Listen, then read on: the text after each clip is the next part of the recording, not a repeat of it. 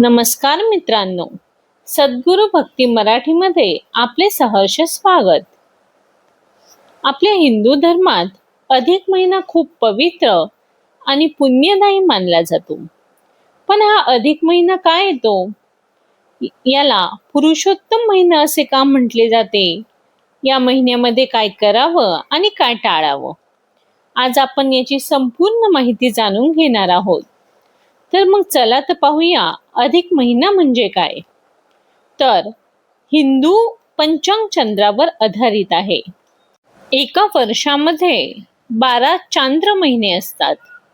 पण चांद्र वर्ष आणि सौर वर्ष यामध्ये थोडा फरक पडतो.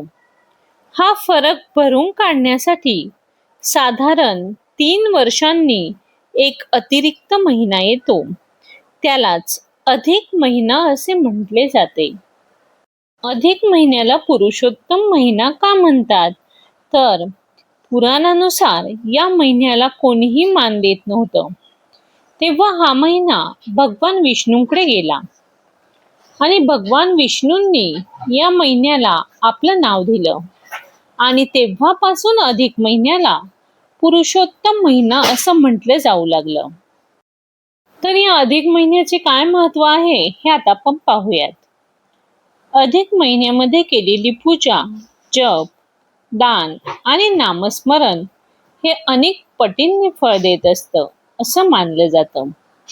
हा महिना मन शुद्ध करण्यासाठी, भक्ती वाढवण्यासाठी आणि देवाजवळ जाण्यासाठी खूप महत्वाचा मानला जातो. अधिक महिन्यामध्ये काय करावे? तर नामस्मरण करावं. या अधिक महिन्यामध्ये जेवढे नामस्मरण करता येईल तेवढे करावं.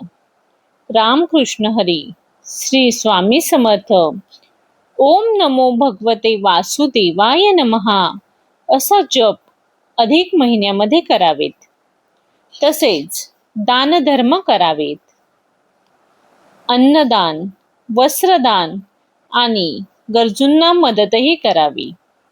तसेच धार्मिक वाचन करावे. भगवद्गीता असेल, ज्ञानेश्वरी असेल, विष्णू सहस्रनाम असे ग्रंथही वाचावेत. मन शांत ठेवून साधं जीवन आपण जगावं. तर या महिन्यामध्ये काय टाळावे? तर अधिक महिन्यामध्ये काही लोक नवीन शुभ कार्य टाळतात.